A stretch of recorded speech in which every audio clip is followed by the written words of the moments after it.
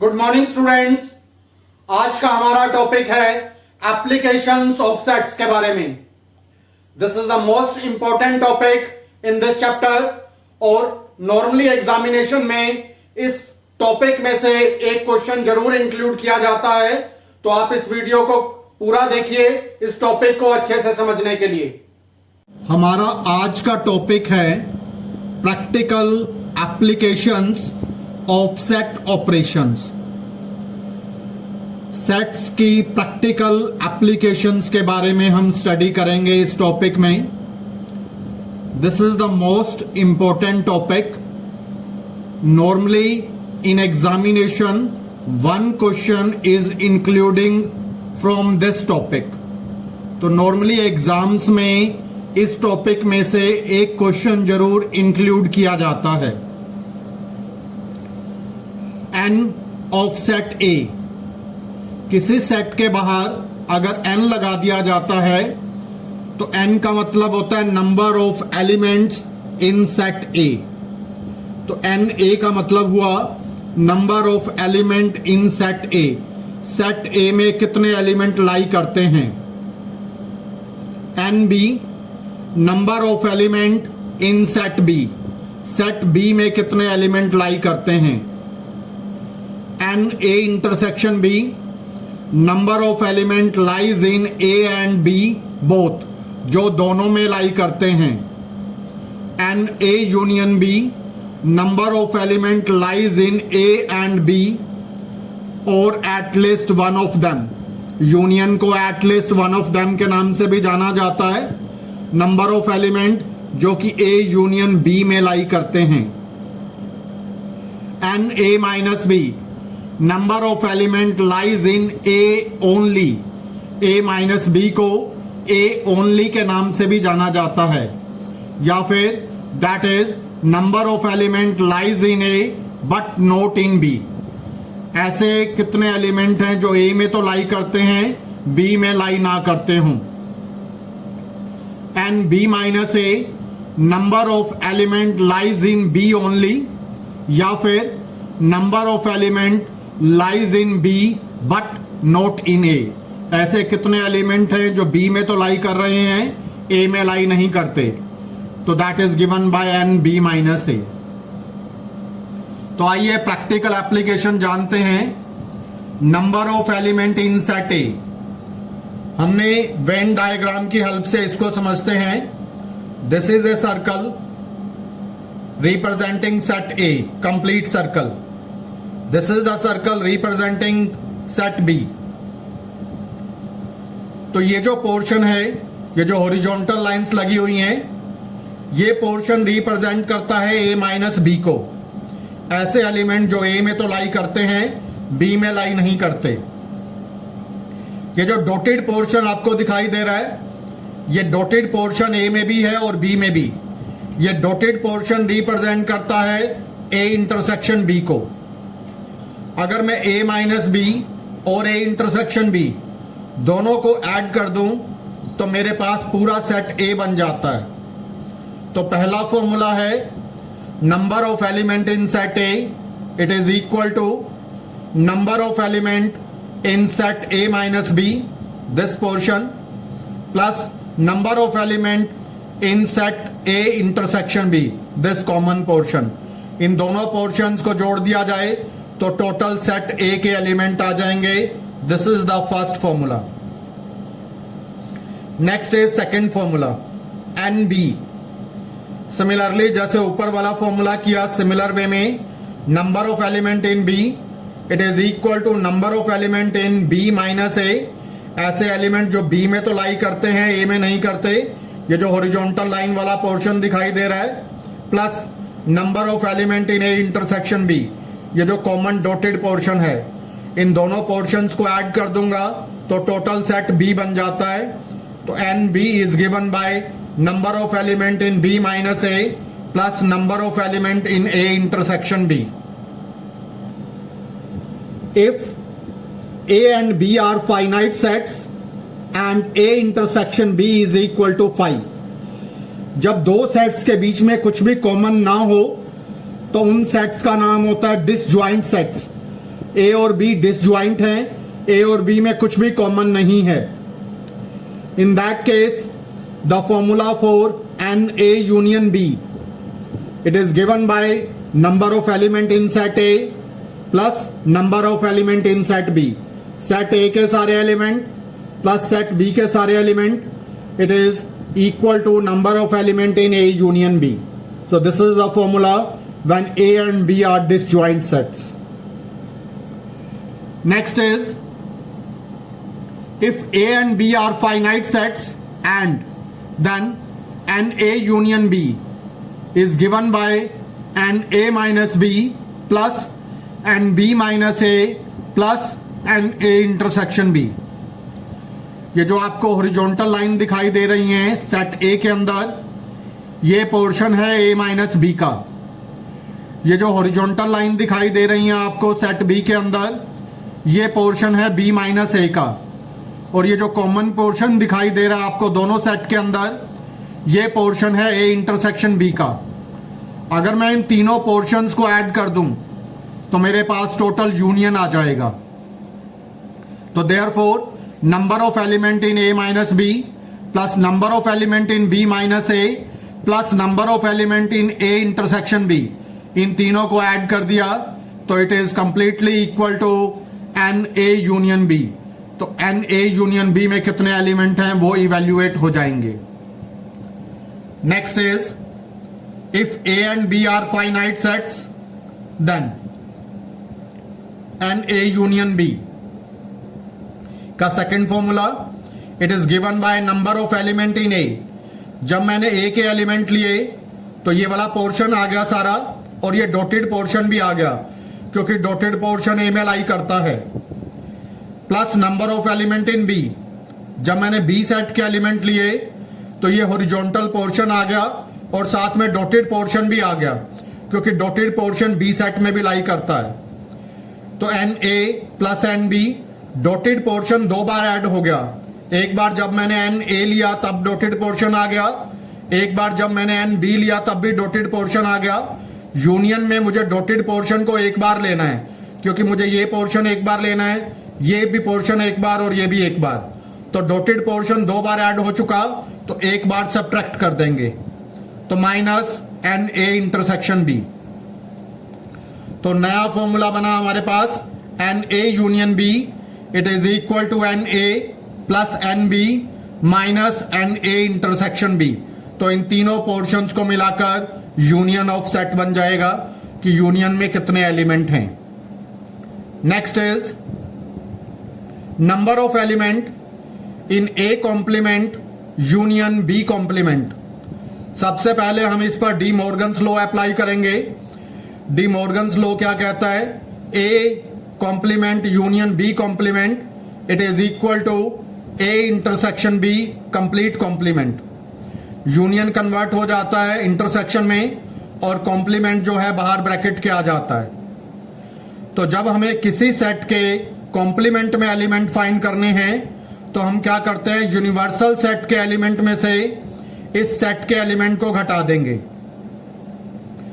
तो N A intersection B complement it is equal to number of element in universal set minus number of element in A intersection B.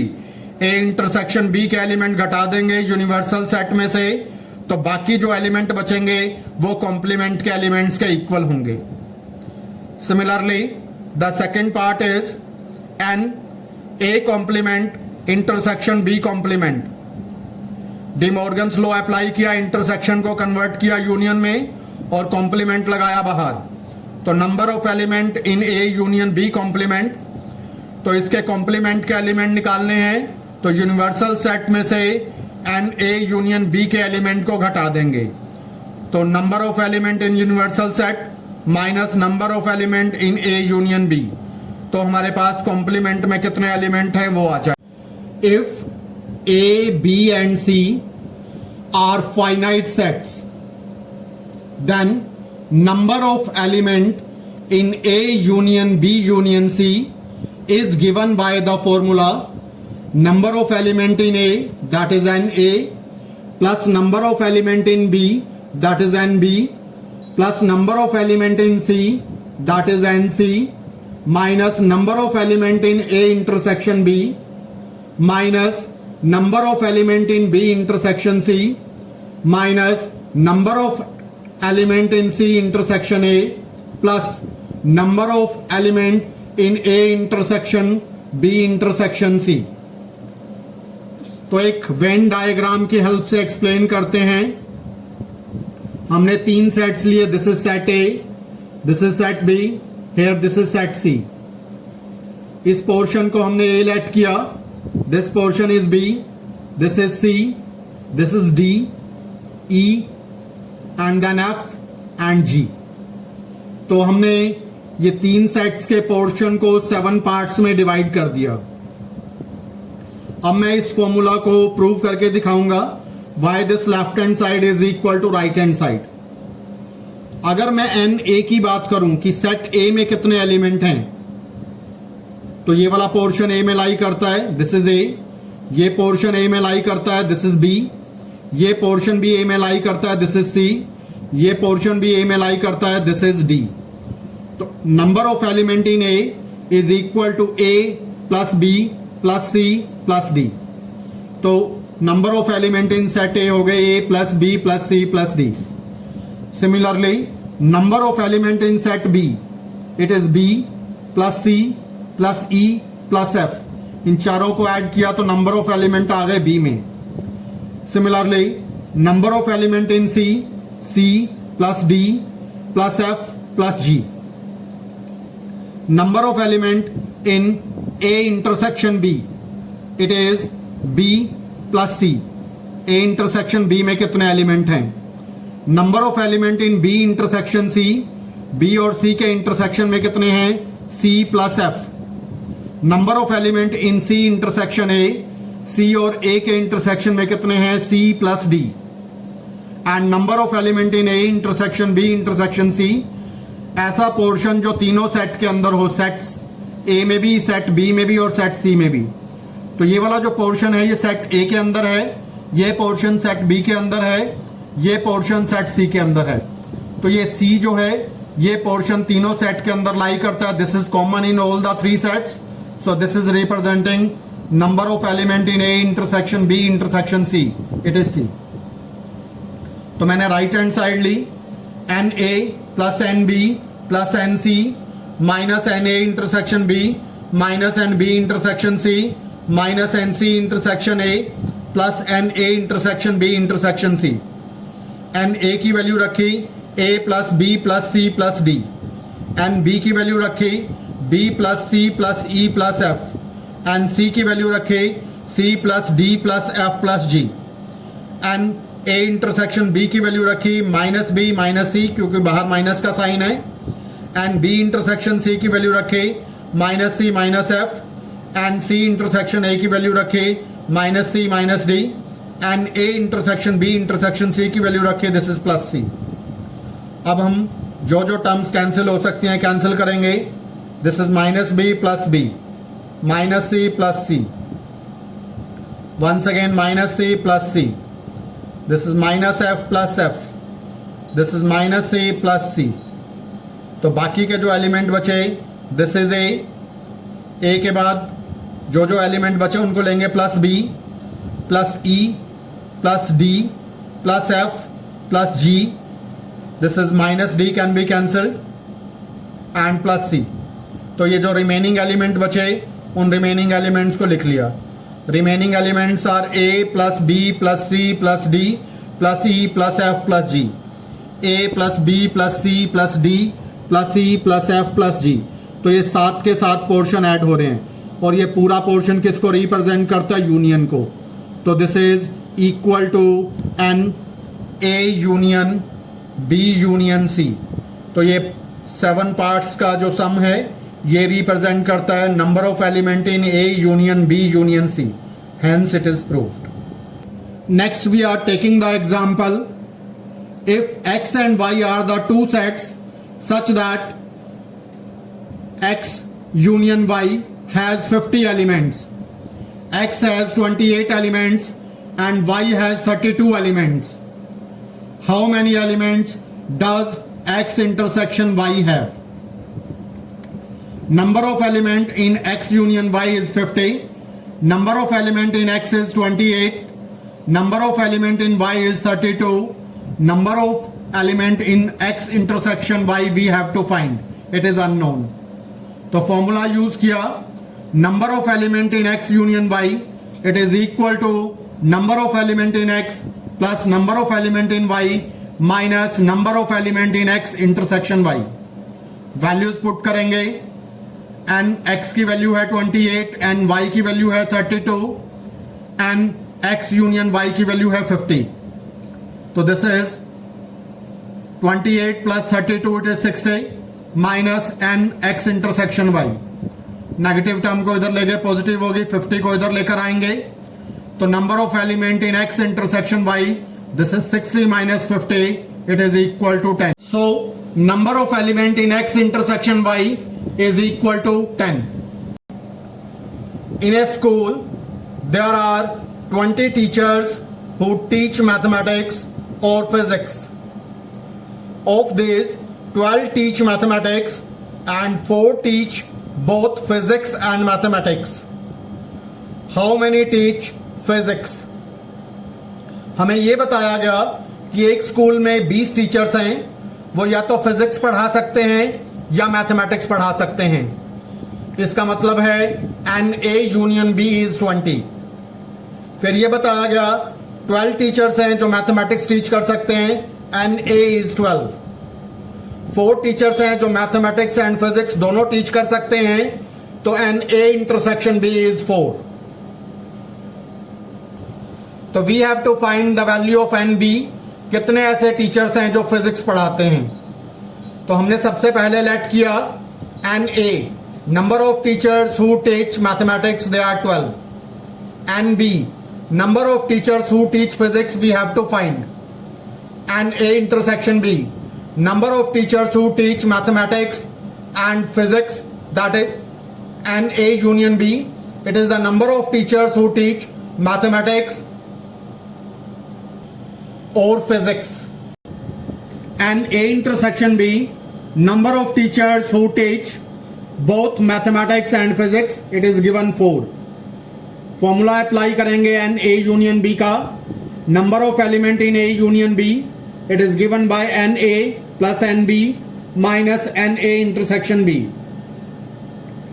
NA union B is 20. The value of NA is 12. The value of NB we have to find. The value of NA intersection B, it is 4. Simplify करेंगे, 12 minus 4 it becomes 8. 8 को इधर लाकर subtract किया तो 20 minus 8 it is 12. So number of element in set B, that is 12. It means the number of teachers who can teach physics, they are 12. In a class of 35 students, 24 like to play cricket and 16 like to play football. Also, each student like to play at least one of the 2 games. How many students like to play both cricket and football? सबसे पहले हमें यह बताया गया कि एक class में 35 student हैं. हर स्टूडेंट दोनों में से कोई ना कोई गेम जरूर प्ले करता है, या तो क्रिकेट या फिर फुटबॉल. और फिर हमसे यह पूछा गया ऐसे कितने बच्चे हैं जो दोनों गेम प्ले करते हैं. तो सबसे पहले NA, number of students like to play cricket. NB, number of students like to play football. NA union B, number of students like to play at least one of the games, either cricket or football. NA intersection B, number of students like to play A and B both, cricket and football both. Formula apply किया, NA union B, it is NA plus NB minus NA intersection B. Union की value हमें given है 35. Class में total student है 35 और हर student कोई ना कोई गेम जरूर खेलता है. तो this is 35. NA, number of students playing cricket, it is 24. NB, number of students playing football, it is 16 minus NA intersection B. 24 plus 16, 40. Simplify किया इसको, NA intersection B will become 40 minus 35, and A intersection B is 5. So number of students playing cricket and football both, they are 5 students. In a survey of 400 students in a school, 100 are listed as taking apple juice and 150 as taking orange juice, and 75 listed as taking both apple and orange juice. Find how many students were taking neither apple juice nor orange juice. जब कभी भी हमें सर्वे दिया होता है तो सर्वे का मतलब होता है number of element in universal set.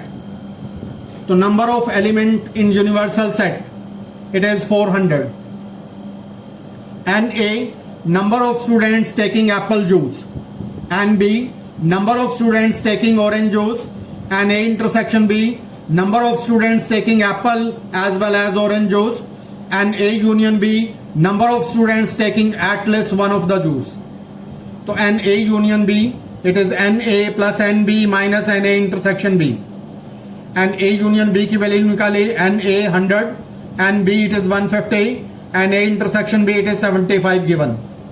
तो एन ए यूनियन बी की वैल्यू आ गई 175. एन ए यूनियन बी की वैल्यू आने के बाद हम अप्लाई करेंगे formula N A complement intersection B complement. It is the number of students taking neither apple juice and nor orange juice. It is given by N A complement intersection B complement. De Morgan's law apply किया. N A union B complement it is given by n universal set minus the number of element in A union B. इस set के complement में element find करने हैं तो universal set में से इस सेट के एलिमेंट को घटाएंगे minus N A union B. तो it is 400 minus 175 it is equal to 225.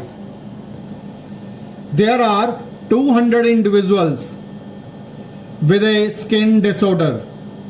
120 has exposed to chemical C1 and 50 to chemical C2 and 30 to both the chemical C1 and C2. Find the number of individuals exposed to chemical C1 but not chemical C2, chemical C2 but not chemical C1, chemical C1 or chemical C2. And C1, number of person exposed to chemical C1 it is 120, and C2 number of person exposed to chemical C2 that is 50, and C1 intersection C2 number of person exposed to chemical C1 and C2 both they are 30. So now we will use the formula. First formula NC1, it is given by NC1 minus C2 plus n C1 intersection C2. First part में हमें find करना है ऐसे persons जो chemical C1 से तो expose हुए but chemical C2 से नहीं हुए. तो C1 माइनस C2 की वैल्यू हमें फाइंड करनी है. एन C1 की वैल्यू लगाई 120 एंड C1 इंटरसेक्शन C2 की वैल्यू लगाई 30. इधर ले जाकर सब्ट्रैक्ट किया तो n C1 minus C2 becomes 90. This is the first part. Second formula use करेंगे NC2. It is given by NC2 minus C1 plus NC1 intersection C2. NC2 की value है 50, NC1 इंटरसेक्शन C2 की value है 30. इधर लाकर subtract किया तो NC2 minus C1 it is 50 minus 30 it is equal to 20. Number of person expose to C2 but not C1. Third part, NC1 union C2. It is given by NC1 plus NC2 minus NC1 intersection C2. It is 120 plus 50 minus 30. It is 170 minus 30 that is 140. तो ऐसे person जो C1 और C2 दोनों में से किसी भी chemical से एक्सपोज्ड हुए that is 140. If you like my video then please subscribe and share the channel. Thank you. Have a nice day.